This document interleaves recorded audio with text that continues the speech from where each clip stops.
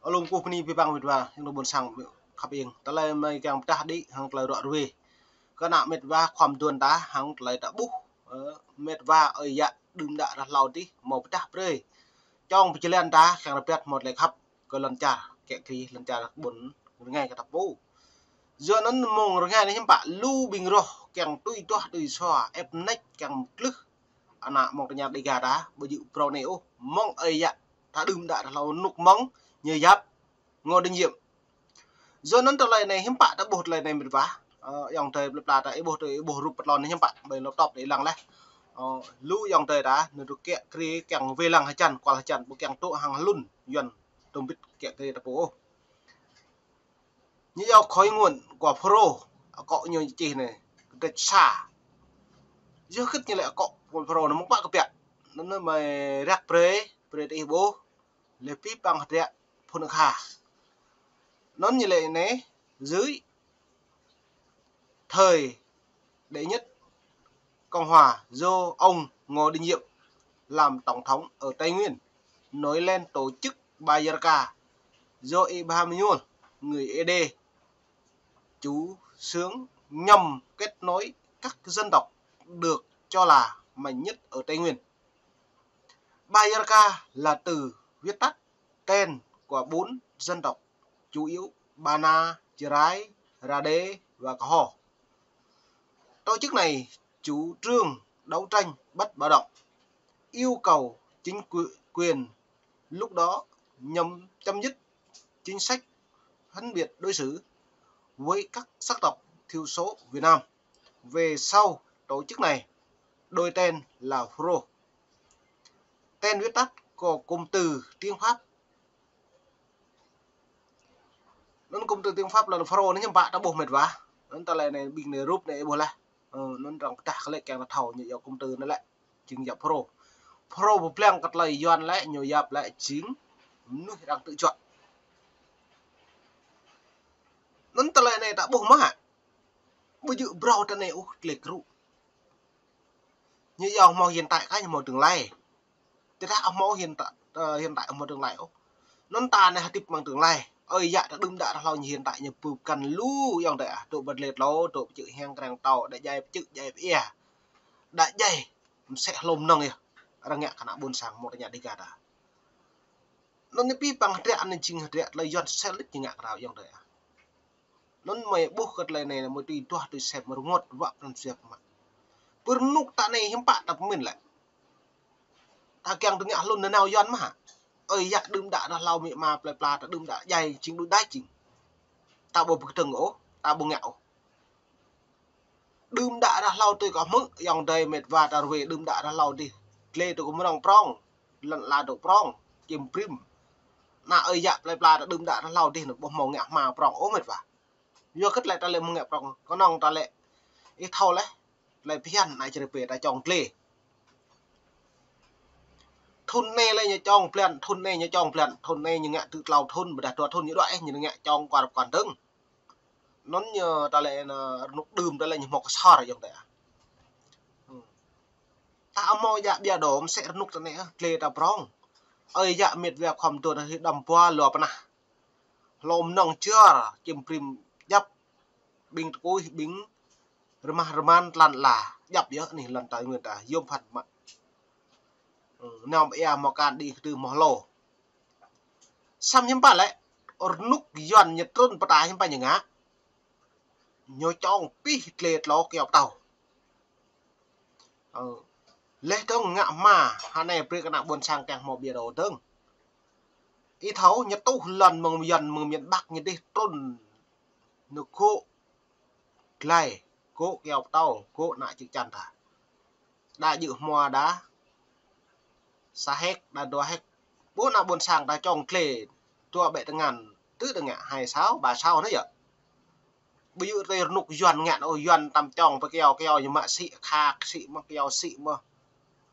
kha như chỗ trăng xị bạc mình là keo như xị bây giờ thích xị ra này ta pu po phun bulan ta tùy xị keo ta xị một lời ôiอย่างđấy dưa nó là nục nó lại ơi dạ plei đã đừng đã là bốc cái lời này lại chỉ bốc càng tụ với từng nhiều po phun len hiểm bạc Ibrahim Ibrahim nhon hiếm bá bơi cơ viêm thom cơ sò chính tướng là bơi dạ pro kana buôn sang putu tarik này hiếm bá đà ui kau bok yang pro cơ sò ta đà ui kau bok yang pro đi cả pro dong ta hiếm bá cái này hiệp về bá kalau mah jua dah pi pang pro mau mong pro nó cả mau đi gà jua nó lau đi như lau có nó lẹ như giáp bài giờ cáiอย่างไรchẳng bài giờ cái như giáp phải pro chẳng pro nó giáp đi gà jua nó lại này có càng lại chun trong hàng lại bổ rụp này bạn cái lại pro mấy càng phục lang cái lại hàng lại đọc đa cái lại dân này ở thời điểm này tổ chức pro vẫn giữ mức tiêu tập họp các đồng bào dân tộc thiểu số ở Tây Nguyên và toàn miền Nam chống lại chế độ độc tài. Nấn tệ lệ pi bằng prọm nuôi cái nào buồn sang mong ta nhà đề gà đã lệ cái từng cái lệ bình phong rô bự mía mặn lận là duyên nần nó nhiều giá trị gia đình trị của Ngô Đình Diệm. Tuy nhiên về chủ trương có thay đổi từ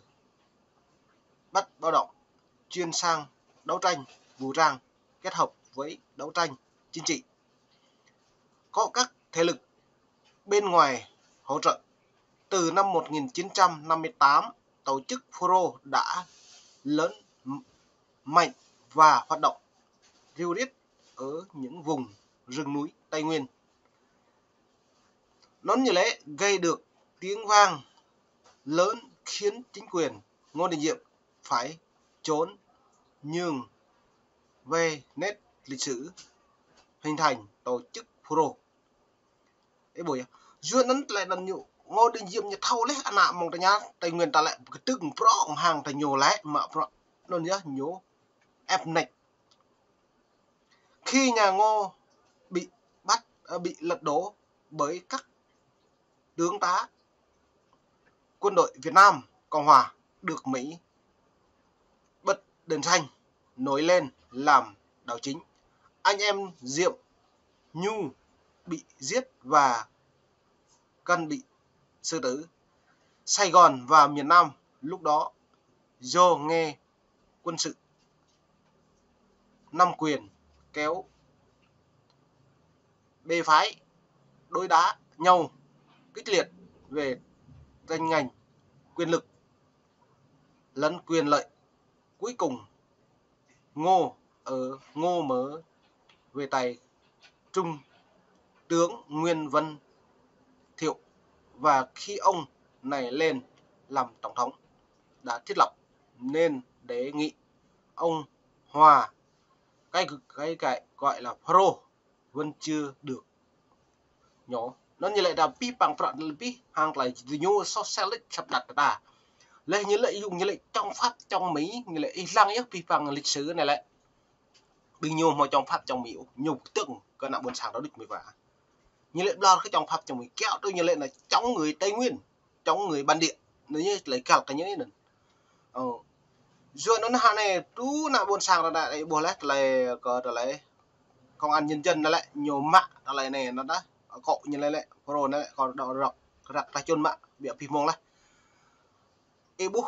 còn lại này có pre ít lằng bịa còn lại video nạ buồn sang đã đoạn này.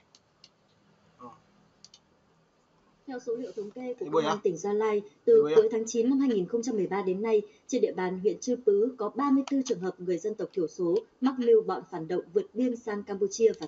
và nó như lại lùm nuôi hiện nạm nuôi chỉ để ta là đoạn mắc mưu người ta lại bình phản động.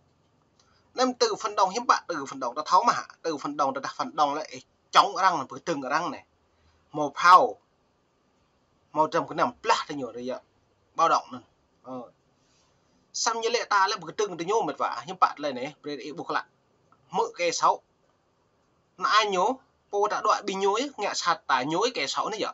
mà mong thôn như từ cuối năm 2012 đến tháng 5 2013 bồn phản động lưu vong nhẹ dầu đã liên tục tuyên truyền kích động, lôi kéo đồng bào dân tộc thiểu số tham gia tổ chức Pro do điều cầm đầu nó như lệ nàn bình là lệ dạ cọ vực trần thì nhủ mở lưng. Ở Thái Lan, những người này là lao động chính trụ cột của gia đình về vấn đề này. Huyện Chư Pứ, năm nay mới 60 tuổi, nhưng sức khỏe rất yếu, hai mắt đã mù lòa. Bây giờ mệt rồi. Từ một lúc này lại mày bùrét ấy buộc lạ lên không lại tiếp từ nhố lư cái nào buồn sang ta tạch ta cái nào tiền tại lăng nhá ta xói sạt như lại bữa để đưa thằng Krun về với vợ.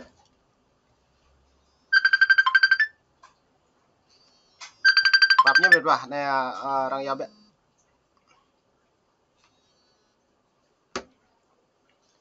nón tờ này tôm clom cái mày càng chức lại hẹp pani cái pipang mệt vạ yang buồn sang ấy bố thế cái nhiều mạ pro pul cái nhầm run ít lăng bố rạ này lịch sử ấy chỉ hệ bố ya coi tờ lại những ngã cái nào buồn sang ta như lệ ta sai lướt chặt bây nhiêu mà sát nhớ lại này lào pi mông lẽ mông nịp mông mà đung đi lú lao trứng hàng lại hình cặp mông cặp bẹ về cái nào buồn sang tuy tua tôi xem ở cọ cũ lên trống hiếm bắt ta một lấy tươi mông nịp đập mệt vả bữa nay pi bang trong đây buồn sang khắp yên